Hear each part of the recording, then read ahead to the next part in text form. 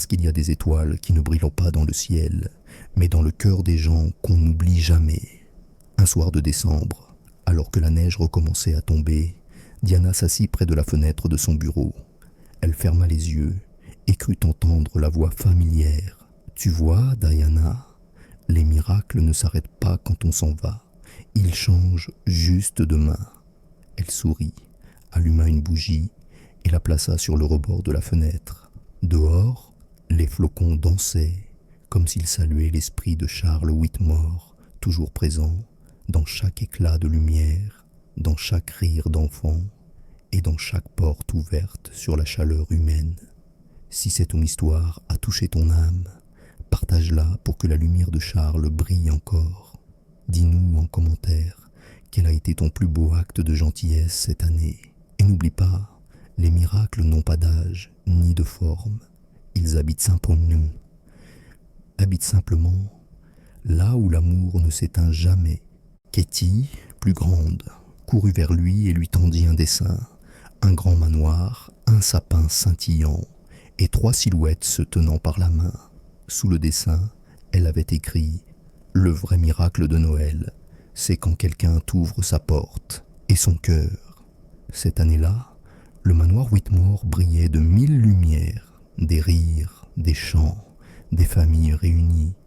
Diana servait le chocolat chaud, Katie décorait le sapin et Charles regardait tout cela avec des yeux humides de gratitude. « Helena, Lily, vous seriez fiers, » murmura-t-il en souriant vers la fenêtre enneigée. Et pour la première fois depuis longtemps, il se sentit en vie. Les plus beaux miracles ne tombent pas du ciel. Ils naissent du courage d'un cœur qui choisit d'aimer à nouveau. Parfois, il suffit d'ouvrir une porte pour changer 3 destins. Chaque année depuis, la maison Whitmore s'illuminait dès le 1er décembre. Les voisins s'arrêtaient juste pour admirer les décorations, et les portes restaient toujours ouvertes. Les tables étaient pleines, les rires nombreux. Des familles entières qui n'avaient plus d'endroit où aller trouvaient ici un abri. Charles disait à chaque nouvel invité « Ici, personne ne reste seul à Noël ». Et cette phrase devint la devise gravée sur le portail d'entrée. Un photographe local proposa un jour de faire une photo pour le journal. Diana rit en l'entendant. « Une photo ? Nous ne sommes pas une vraie famille. » Charles répondit en souriant. « Et si, justement, c'était ça, une vraie famille ? Celle qu'on choisit. » Sur la photo publiée dans le journal de la ville, on voyait Charles, Diana et Katie devant le grand sapin scintillant. Le titre disait « Le milliardaire qui a trouvé la richesse du cœur ». Le temps passa vite. Un matin de décembre, Katie souffla ses 10 ans dans la grande salle du manoir. Des enfants riaient, des bougies illuminaient la pièce. Elle souffla fort et dit « Mon vœu, que Monsieur Charles vive 100 ans ». Tout le monde éclata de rire. Charles, ému, répondit « Si tu continues à m'appeler monsieur, je n'y arriverai jamais. » Diana ajouta doucement « Elle t'aime comme un grand-père, peut-être mieux que ça. » Cette nuit-là, seul dans son bureau, Charles ouvrit un vieil album photo. Les images d'Helena et Lily lui souriaient depuis un autre temps, mais cette fois, il ne ressentit plus de douleur, seulement une paix profonde. Il murmura « Vous m'avez appris à aimer 2 fois, une fois avec vous et une fois à travers elle. » Dehors, la neige retomba comme si le ciel bénissait ces mots. Quelques jours avant le prochain Noël, Charles fit appeler Diana. Sur la table, un coffret en bois clair. « C'est pour toi », dit-il simplement. À l'intérieur, un acte signé. La maison Whitmore devient la maison des familles. Un lieu d'accueil permanent pour les mères seules et leurs enfants. Diana pleura. « Pourquoi moi ?» Charles répondit. « Parce que tu m'as appris qu'on ne guérit pas en se souvenant, mais en partageant. » Et cette année-là, la maison devint un symbole de renaissance. Les années passèrent. La maison Whitmore devint la maison des familles, un refuge pour les femmes et enfants perdus entre les tempêtes de la vie. Les murs qui avaient connu le silence résonnait désormais de rires, de pleurs de bébés et de chansons improvisées. Diana en était la directrice. Chaque fois qu'elle franchissait la grande porte, elle murmurait « Merci Charles, c'est toi qui nous as appris à ouvrir nos bras ». Dans le bureau de Charles, tout était resté comme il l'avait laissé. Le fauteuil en cuir, la lampe à lumière chaude, et sur le bureau, une lettre cachetée. Katie, devenue adolescente, la trouva un matin. Sur l'enveloppe, à ouvrir quand tu seras prête à aimer sans peur. Elle hésita, puis l'ouvrit. Katie, si tu lis ceci, c'est que tu es devenue la lumière que j'ai toujours vue en toi. N'oublie jamais, le monde appartient à ceux qui gardent un cœur d'enfant. Des larmes silencieuses coulèrent sur ses joues. La voix de Charles semblait flotter encore dans la pièce. Le premier Noël sans Charles fut étrange. Le sapin brillait comme toujours, les enfants riaient, mais il manquait une voix. Alors, Diana proposa une tradition. Chaque invité devait raconter une histoire de bonté vécue dans l'année. Quand vint le tour de Katie, elle dit « Ce Noël, j'ai compris que quand on aide quelqu'un, on continue à exister dans son sourire. » Et tout le monde applaudit. La flamme de Charles vivait encore dans chaque mot prononcé ce soir-là. Quelques années plus tard, Katie devint architecte. Elle présenta un projet à la mairie, le village des étoiles, un ensemble de petites maisons écologiques destinées aux familles sans toit. À l'entrée, un panneau « Chaque porte ici est une promesse ». C'est Whitmore. Le maire lui demanda pourquoi ce nom. Elle répondit simplement « Diana », dit-il doucement, « ma société offre des bourses pour les étudiants en soins infirmiers. Je crois que vous méritez la vôtre. » Elle resta figée. « Je ne peux pas accepter, ce n'est pas de la charité. Vous avez le courage et la compassion que le monde médical réclame. » Les larmes de Diana brillèrent. Katie les regardait tour à tour, comprenant qu'un miracle venait d'arriver. Charles sentit une chaleur nouvelle dans sa poitrine. Pour la première fois depuis 7 ans, il utilisait sa richesse pour guérir quelqu'un et se guérir lui-même. Une veillée pas comme les autres. La tempête empêcha Diana et Katie de repartir. Charles leur proposa de passer la nuit. Ils mangèrent des pâtes d'odé, des pizzas à la lueur des bougies, jouèrent à des jeux oubliés, rirent. Katie s'endormit sur le canapé, enveloppée dans une couverture qui appartenait autrefois à Helena. Avant de dormir, Diana murmura « Merci, pas seulement pour tout ce que vous avez fait ce soir, mais pour nous avoir laissé vous rappeler ce que c'est qu'une famille. » Charles comprit. Cette maison avait besoin de rire, et lui aussi. Après avoir bordé Katie, Charles s'arrêta devant une pièce qu'il n'ouvrait jamais. La clé pesait dans sa main comme un aveu. Il tourna doucement la serrure. À l'intérieur, des guirlandes anciennes, une boîte à musique, une photo d'Helena et Lily devant un sapin lumineux. Katie, réveillée par curiosité, murmura « C'est joli ici. » On dirait que la joie a juste oublié de revenir. Charles ferma les yeux. La boîte à musique se mit à jouer un vieux chant de Noël. Le temps, soudain, recommença à passer. Diana proposa, en riant, un sapin d'urgence. Ils trouvèrent une guirlande, quelques rubans, et découpèrent des étoiles dans de vieux cartons. Katie écrivit des mots dessus. Espoir, famille, chaleur, demain. Charles suspendit la dernière étoile et souffla. « Je croyais ne plus savoir faire ça. » Diana répondit. « Le cœur se souvient quand on lui laisse la lumière allumée. » Dans le bureau, Charles composa un numéro au milieu de la nuit. « Demain, nous lançons une bourse Helena et Lily pour les étudiants infirmiers, logement, crèche, mentorat.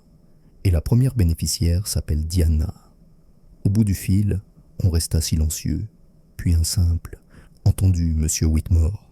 Charles raccrocha, les mains tremblantes, pas de peur, de paix. La boîte à musique l'attira vers le vieux piano. Ses doigts hésitèrent, puis trouvèrent la mélodie préférée d'Helena. Diana et Katie s'assirent par terre, écoutant sans parler. À la dernière note, Katie chuchota. On dirait que quelqu'un dit bon retour. Charles sourit. Pour la première fois, le souvenir ne faisait plus mal. Il éclairait. Au petit matin, la neige s'était calmée. Avant de partir, Diana demanda « Comment vous remercier ?» Charles répondit « Revenez la veille de Noël et amenez ceux qui n'ont nulle part où aller. À partir d'aujourd'hui, cette maison aura ses portes ouvertes. » Katie tapa des mains.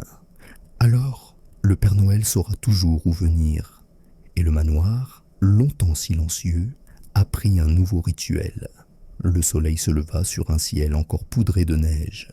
Charles se réveilla plus tôt que d'habitude, sans cette lourdeur dans la poitrine. Il descendit à pas lents vers le salon.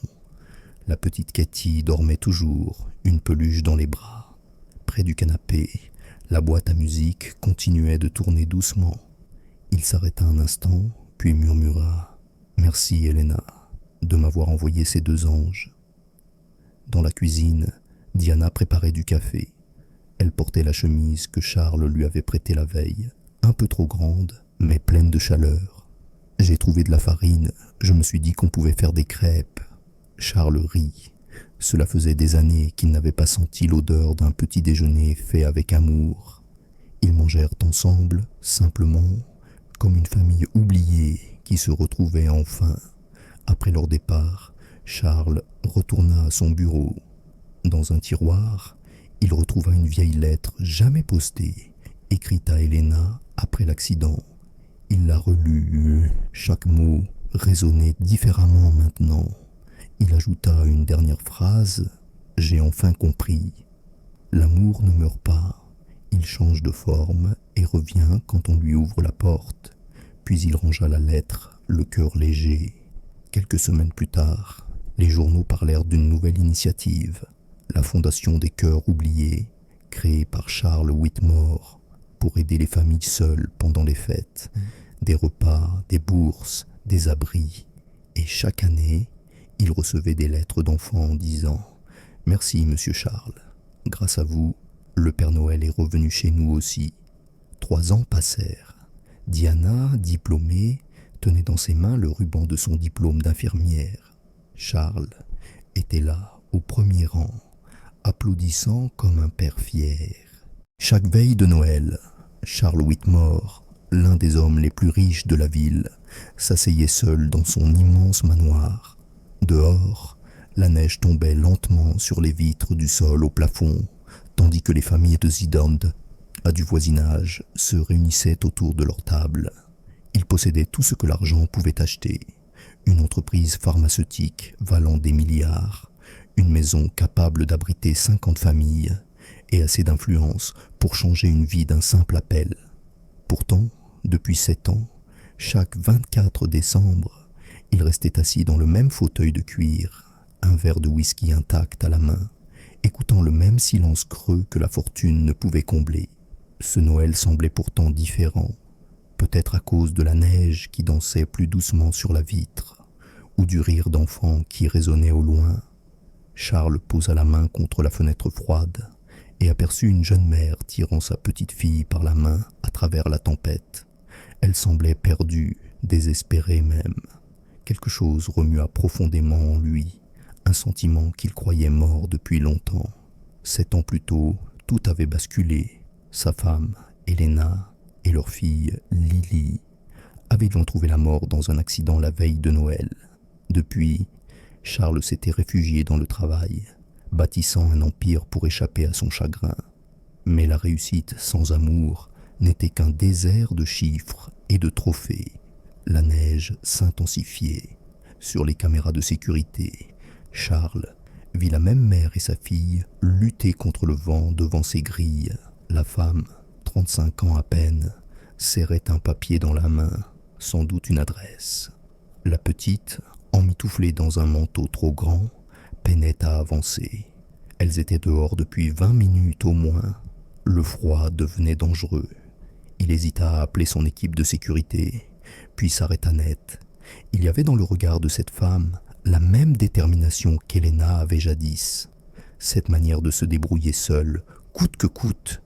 Quand la petite trébucha, la mère la prit dans ses bras, la serrant contre elle pour la protéger du vent. Un geste simple, mais d'une tendresse infinie.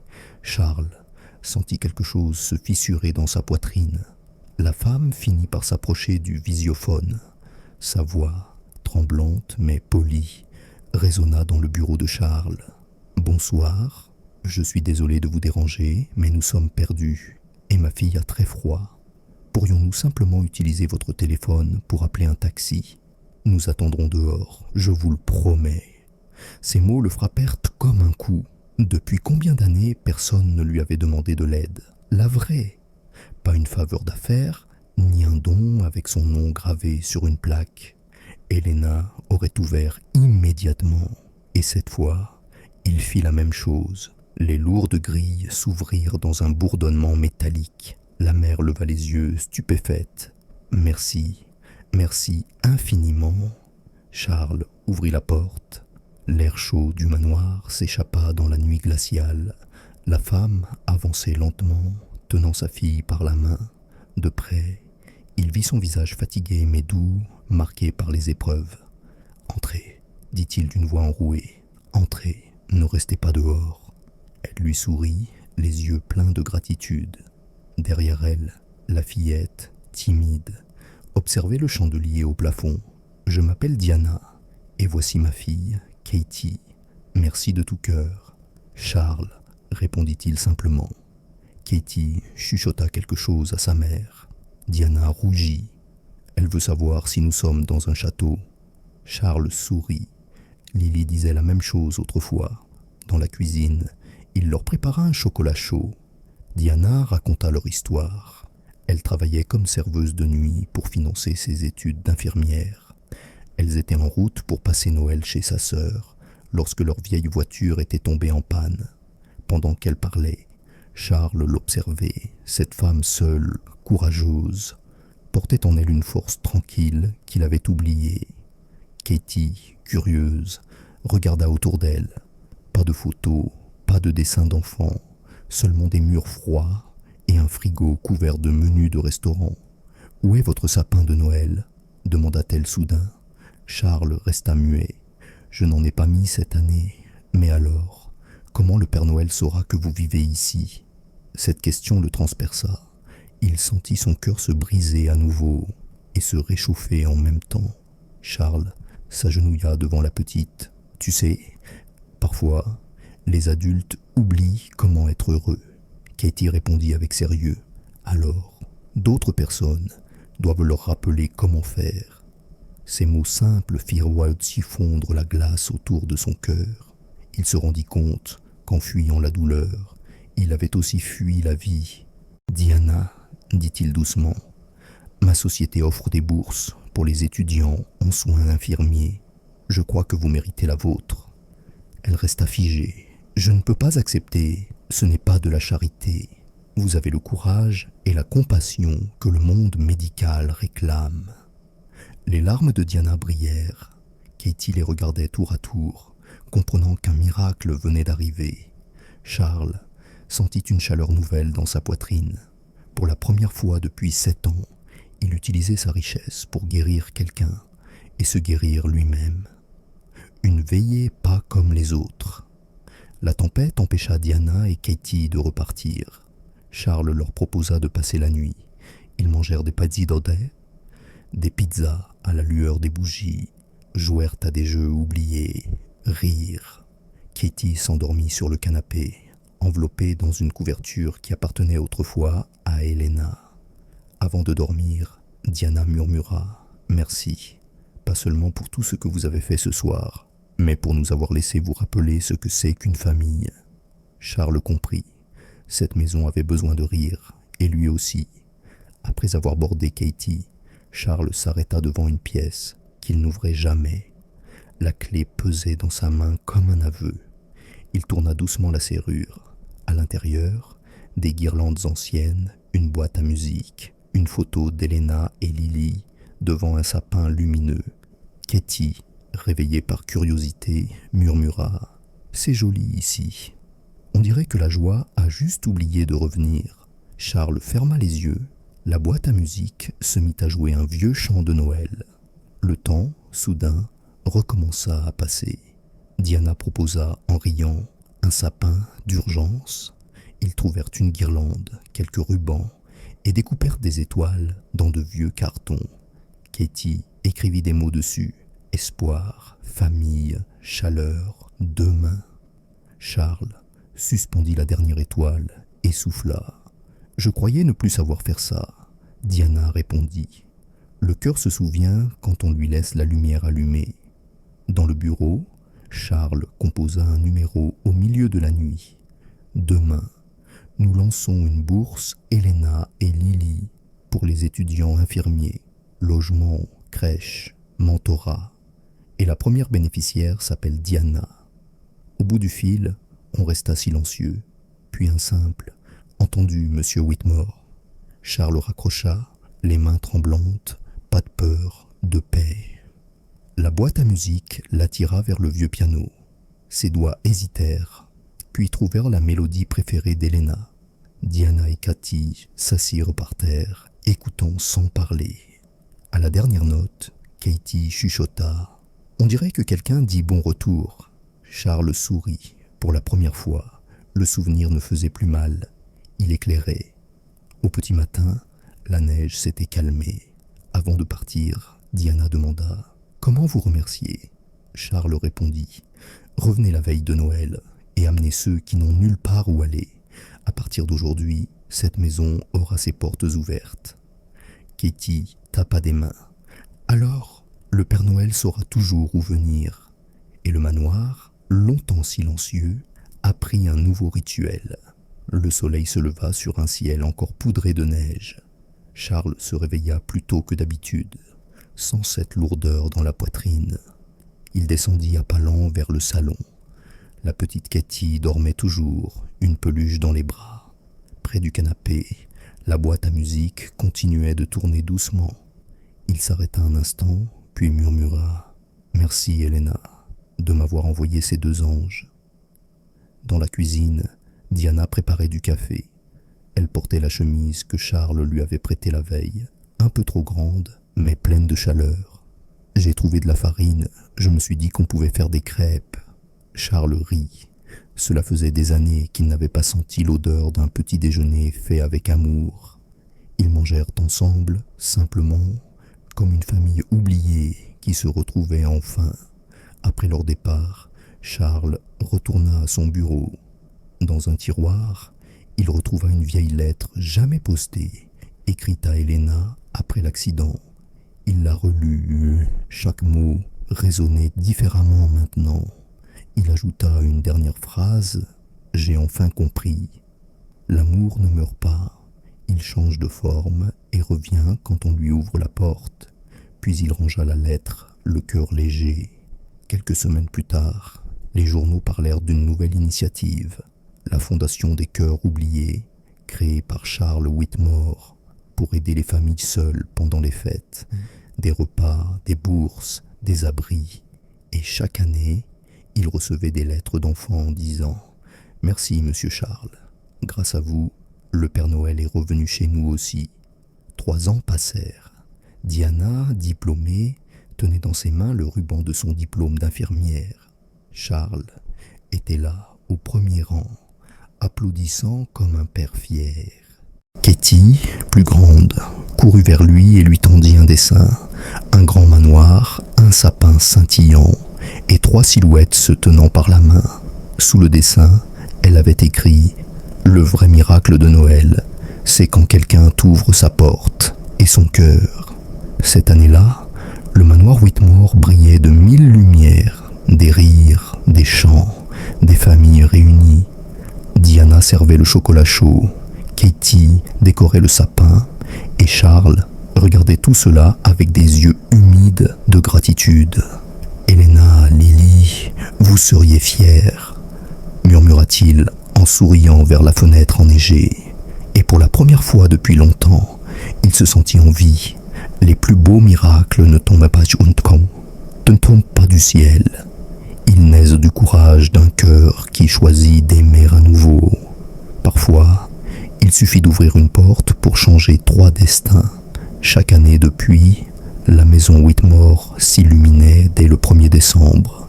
Les voisins s'arrêtaient juste pour admirer les décorations, et les portes restaient toujours ouvertes. Les tables étaient pleines, les rires nombreux. Des familles entières qui n'avaient le plus d'endroit où aller trouvaient ici un abri. Charles disait à chaque nouvel invité « Ici, personne ne reste seul à Noël ». Et cette phrase devint la devise gravée sur le portail d'entrée. Un photographe local proposa un jour de faire une photo pour le journal. Diana rit en l'entendant. « Une photo ? Nous ne sommes pas une vraie famille ». Charles répondit en souriant. « Et si, justement, c'était ça, une vraie famille ? Celle qu'on choisit ?» Sur la photo publiée dans le journal de la ville, on voyait Charles, Diana et Katie devant le grand sapin scintillant. Le titre disait « Le milliardaire qui a trouvé la richesse du cœur ».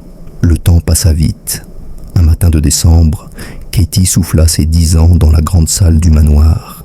Des enfants riaient, des bougies illuminaient la pièce. Elle souffla fort et dit « Mon vœu, que Monsieur Charles vive 100 ans ». Tout le monde éclata de rire. Charles, ému, répondit « Si tu continues à m'appeler monsieur, je n'y arriverai jamais ». Diana ajouta doucement « Elle t'aime comme un grand-père, peut-être mieux que ça ». Cette nuit-là, seul dans son bureau, Charles ouvrit un vieil album photo. Les images d'Elena et Lily lui souriaient depuis un autre temps. Mais cette fois, il ne ressentit plus de douleur, seulement une paix profonde. Il murmura « Vous m'avez appris à aimer 2 fois, une fois avec vous et une fois à travers elle ». Dehors, la neige retomba comme si le ciel bénissait ces mots. Quelques jours avant le prochain Noël, Charles fit appeler Diana. Sur la table, un coffret en bois clair. « C'est pour toi », dit-il simplement. À l'intérieur, un acte signé. La maison Whitmore devient la maison des familles. Un lieu d'accueil permanent pour les mères seules et leurs enfants. Diana pleura. « Pourquoi moi ?» Charles répondit. « Parce que tu m'as appris qu'on ne guérit pas en se souvenant, mais en partageant. » Et cette année-là, la maison devint un symbole de renaissance. Les années passèrent. La maison Whitmore devint la maison des familles, un refuge pour les femmes et enfants perdus entre les tempêtes de la vie. Les murs qui avaient connu le silence résonnaient désormais de rires, de pleurs de bébés et de chansons improvisées. Diana en était la directrice. Chaque fois qu'elle franchissait la grande porte, elle murmurait « Merci Charles, c'est toi qui nous as appris à ouvrir nos bras ». Dans le bureau de Charles, tout était resté comme il l'avait laissé. Le fauteuil en cuir, la lampe à lumière chaude, et sur le bureau, une lettre cachetée. Katie, devenue adolescente, la trouva un matin. Sur l'enveloppe, à ouvrir quand tu seras prête à aimer sans peur. Elle hésita, puis l'ouvrit. Katie, si tu lis ceci, c'est que tu es devenue la lumière que j'ai toujours vue en toi. N'oublie jamais, le monde appartient à ceux qui gardent un cœur d'enfant. Des larmes silencieuses coulèrent sur ses joues. La voix de Charles semblait flotter encore dans la pièce. Le premier Noël sans Charles fut étrange. Le sapin brillait comme toujours, les enfants riaient, mais il manquait une voix. Alors, Diana proposa une tradition. Chaque invité devait raconter une histoire de bonté vécue dans l'année. Quand vint le tour de Katie, elle dit « Ce Noël, j'ai compris que quand on aide quelqu'un, on continue à exister dans son sourire. » Et tout le monde applaudit. La flamme de Charles vivait encore dans chaque mot prononcé ce soir-là. Quelques années plus tard, Katie devint architecte. Elle présenta un projet à la mairie, le village des étoiles, un ensemble de petites maisons écologiques destinées aux familles sans toit. À l'entrée, un panneau « Chaque porte ici est une promesse ». C'est Whitmore. Le maire lui demanda pourquoi ce nom. Elle répondit simplement I smiled. Thank you for showing me the way to it. When she left, I remained silent for a while. The hospital had the noises of a big house. Footsteps, toy car wheels, someone laughing in the hallway. The world is noisy when we fit back into it. I picked up the notebook. I wrote another line. The light knows the address of those who seek it. I closed my eyes, and for the first time in a decade, I heard jingle bells and didn't tremble. The following days were like waking up inside a dream. I didn't know if I wanted to believe. Every sound startled me. The noise of a door, the sound of footsteps, even the clinking of cutlery in the cafeteria. The real world was too noisy. I spent hours looking out the window of my hospital room. Outside, the snow fell silently, covering the streets, the trees, the rooftops. Everything seemed new, clean. But inside me, there was still dust. Sometimes I closed my eyes and went back to the basement. The sound of the dripping faucet, the click of the key, the smell of mold. My free body still carried the shackles of memory. A psychologist began to visit me every day.